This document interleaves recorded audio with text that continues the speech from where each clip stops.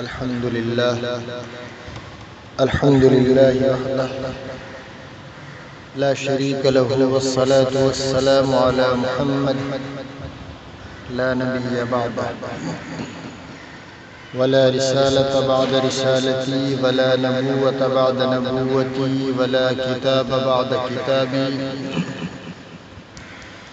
ولا معصوم بعد اسمتي ولا سنة بعد سنتي ولا أمة بعد أمتي. صدق الله العظيم. قال الله تبارك وتعالى: والذين معه أشداء على الكفار رحماء بينهم تراهم ركعا سجدا يبتغون فضلا من الله ورضوانا. صدق الله العظيم وصدق رسوله النبي الكريم ونحن على ذلك لمن الشاهدين والشاكرين والحمد لله رب العالمين.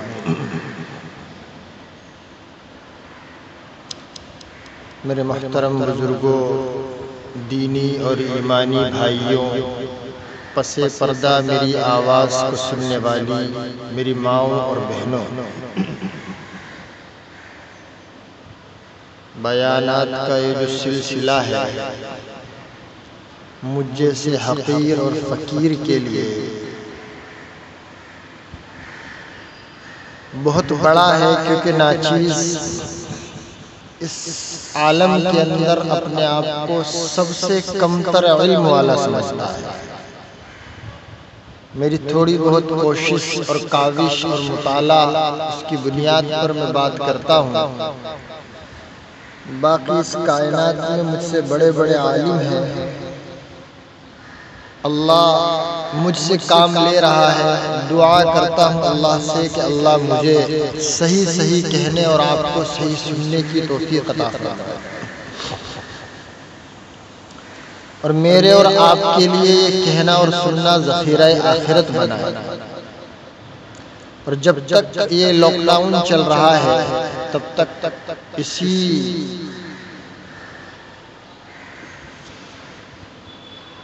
آن لائن بیانات کو جس انداز سے بھی جو بھی اس میں تعاون کر رہے ہیں، خصوصاً سہیل بھائی، اللہ ان کے اس تعاون کو بھی قبول فرمائے. اور جہاں جہاں ذکر کی مجلسیں ہو رہی ہیں، اذکار ہو رہے ہیں، استغفار ہے، آیت کریمہ ہے، اس لائن سے جو بھی اللہ کو راضی کرنے والے اعمال ہو رہے ہیں، اللہ ان تمام کو قبول فرمائے. میرے کیف جو لوگ یہ کہتے ہیں کہ اگر مسلمان نماز روزے کی طرف لوٹ آئے تو ان کے تمام سماجی مسائل، معاشی دشواریاں اور ان پر ہو رہے تمام طرح کے ظلم اور زیادتی خود بخود ختم ہو جائے. آج کل آپ لوگ ٹی وی میں دیکھ رہے ہوں گے، اور بھی بہت سے ذرائع ہیں، الیکٹرونک میڈیا ہے، پرنٹ میڈیا ہے، فیس بک، واٹس ایپ، ٹویٹر، جو یونیورسٹیاں ہیں آج کل سیکھنے اور سکھانے کی، یہ تمام کے تمام مسلمانوں کے اگینسٹ ہیں، خلاف ہیں. تو جو لوگ یہ کہہ رہے ہیں، جو میں نے ابھی عرض کیا، میں ان سے اتفاق نہیں رکھتا. میں جب یہ کہتا ہوں کہ میں اس بات سے اتفاق نہیں رکھتا تو میری اس بات میں نہ تو کوئی تیش ہے، نہ تنک مزاجی، اور نہ ہی دینی انحراف کا ذرہ برابر بھی کوئی شائبہ ہے. میری اس نا اتفاقی کے پیچھے منطق ہے، اور میرے پاس واضح دلائل ہے. آپ حضرات میں سے مجھے کوئی یہ بتائے کہ 13 سال تک مکہ کے اولین مسلمان سے بھی زیادہ کوئی اسلام سے جڑا ہوا تھا، ان سے زیادہ کوئی عبادت گزار تھا،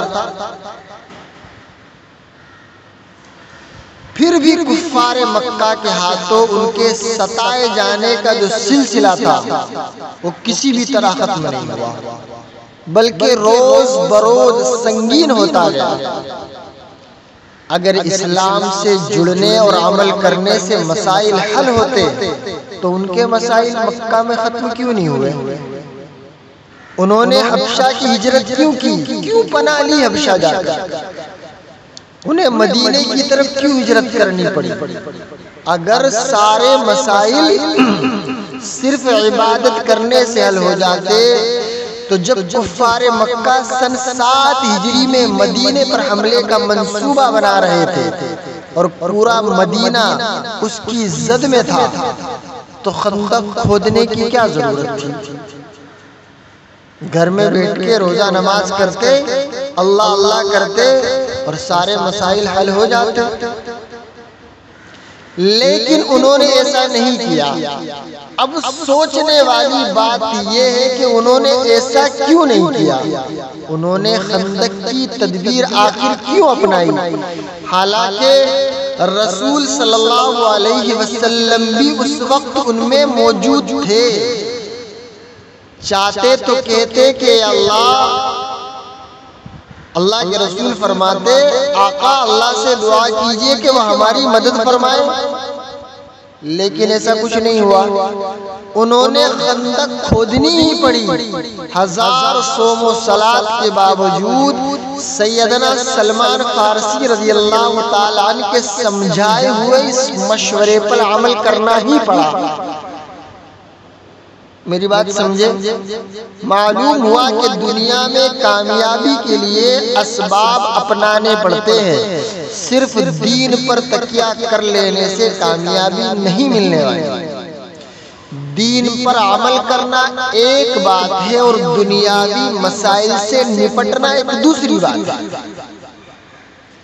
حضرت مولانا ابوالکلام آزاد نے فرانسیسی فوجی کے حوالے سے، جس نے مسلمانوں اور فرانسیسیوں کی کئی جنگوں کے حالات بڑے ہی تجزیاتی انداز میں لکھے ہیں، لکھتے ہیں کہ فرانسیسیوں نے جب پہلی بار مصر اور اس کے مضافات میں حملہ کیا تو مسلمانوں کے پاس منجیق کی شکل میں مضبوط اور تہز نہز کرنے والی اس زمانے کی توپیں موجود تھی، جس سے مسلمانوں نے فرانسیسیوں کے چھکے چھوڑا۔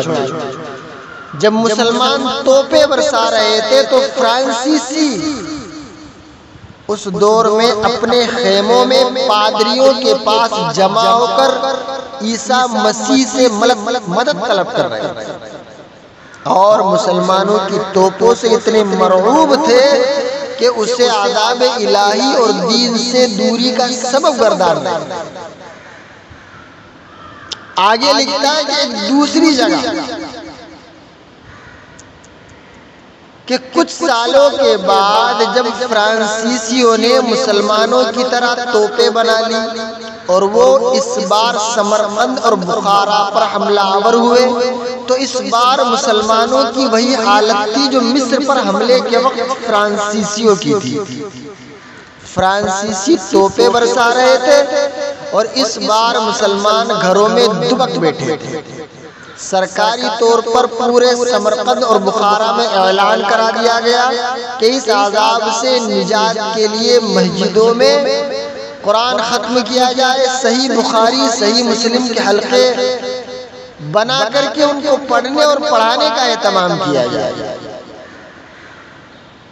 ان تمام مثالوں کو مجھے بتانے کا واحد مقصد سوچ کے اس دھارے پر چوٹ کرنا ہے، اس طرز تفکیر کا ہونا ثابت کرنا ہے جو تمام سماجی، سیاسی اور معاشی مسائل کا سبب دین سے دوری کو بتاتے ہیں۔ ہمارے سماجی، سیاسی، معاشی مسائل اور ہمیں عالمی سطح پر درپیش چیلنجز اس وقت تک دور نہیں ہو سکتے جب تک ہم مناسب حکمت عملی تیار نہ کریں، اس کے خاتمے کے لیے اسباب اختیار نہ کریں اور اس کے لیے مناسب منصوبہ نہ بنائیں۔ جو قوم بھی پالیسی میکنگ سے دستبردار ہو جاتی ہے، جیسے آج مسلم قوم پالیسی میکنگ کے عمل سے جڑے رہے، وہ خود بھی کامیاب رہے اور دوسروں کے لیے بھی رہنما بنے۔ جب سے پالیسی میکنگ سے قوم دور ہوئی اور دور اندیشیوں سے مفلوج ہوئی ہے، اس وقت سے آج تک اس کے سامنے اندھیرے ہی اندھیرے ہیں۔ ہمیں دوبارہ منظم منصوبہ بندی کا عمل شروع کرنا ہوگا۔ کیا کمیاں ہیں اور کیا خامیاں ہیں، ان کا تجزیاتی مطالعہ کر کے ان کے خاتمے کے لیے مناسب لائحہ عمل تیار کرنا ہوگا، اور اسے دین سے دوری اور غفلت سے جوڑ کر دیکھنے والی طرز تفکیر سے باز آنا ہوگا۔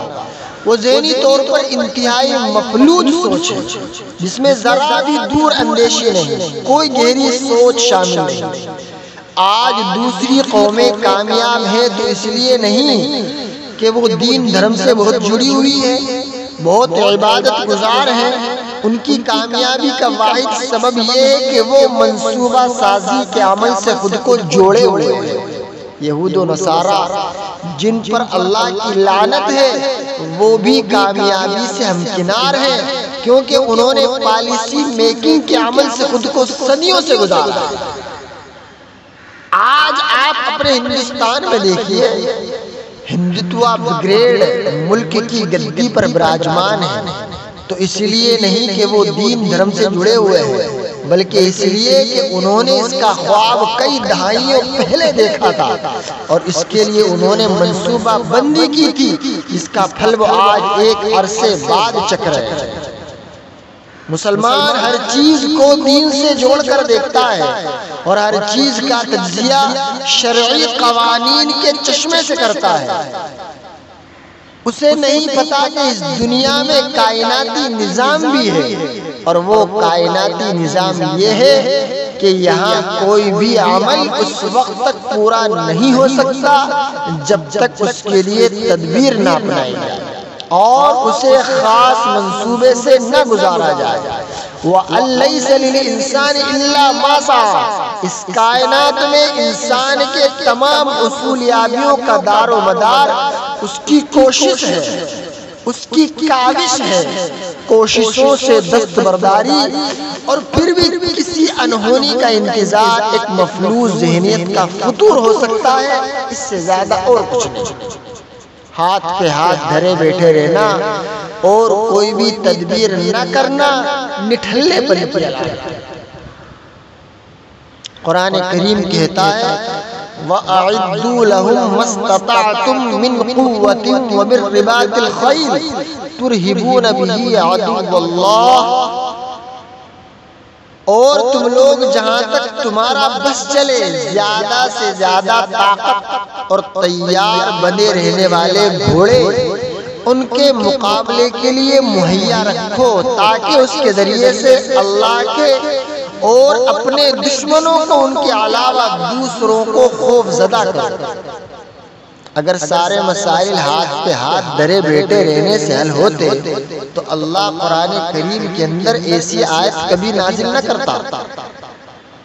جاپان جب دوسری جنگ عظیم میں بری طرح شکست خوردہ ہوا، جاپانیوں کے حوصلے پست ہو گئے، ہیروشیما اور ناگاساکی جل کر تباہ ہو گئے، تو اس وقت وہاں کی بادشاہ اور قوم کو مزید تباہی سے بچانے کے لیے ہتھیار ڈالنے کا اعلان کر دیا، اور اس وقت اس نے اپنی قوم سے جو خطاب کیا اس پر مسلمانوں کو بھی دھیان دینے کی ضرورت ہے۔ اس نے کہا میری قوم کے لوگوں، آئیے اب ہم اپنے ہتھیار پھینک دیں اور اس کی جگہ آواز اٹھا لیں۔ ایک دن آئے گا ہم پوری دنیا کو اپنی آوازوں سے مات دیں گے۔ کیا ہم ایسا کرنے کے اہل نہیں ہیں؟ اس سوچ اور دیرپا پالیسی میکنگ کے نتیجے میں آج پوری دنیا میں جاپان آٹو موبائل میں اپنا کوئی ثانی نہیں رکھتا، وہ عالمی پیمانے پر ایک سند ہے۔ ہمیں اپنی سوچ کے دھارے کو بدلنا ہوگا، مفلوج ذہنیت سے نکلنا ہوگا، پالیسی میکنگ کے عمل سے خود کو جوڑنا ہوگا، منصوبہ بند طریقے سے سال ہر سال تک عمل کرنا ہوگا، تب جا کے موجودہ حالات سے نکل پائیں گے، ورنہ کئی اور صدیوں تک یہی صورتحال رہے گی۔ اللہ تعالیٰ سے دعا کرے میرے محترم بزرگ اور دوستو، ہمیں قرآن و احادیث احادیث کی روشنی میں موجودہ حالات کا مقابلہ کرنے کی اللہ توفیق عطا فرمائے۔ آمین ثم آمین۔ امید کرتا ہوں میری آج کی بات آپ ضرور سمجھیں گے۔ اللہ ہمیں صحیح سمجھ عطا فرمائے، سمجھ کر عمل کرنے کی توفیق عطا فرمائے، مسلمانوں کو عقل سلیم، قلب سلیم عطا فرمائے، صحیح سوچ اور صحیح فکر کے ساتھ مسلم قوم کو جگانے کی توفیق عطا فرمائے۔ آمین ثم آمین۔ وآخر دعوانا ان الحمد للہ رب العالمین۔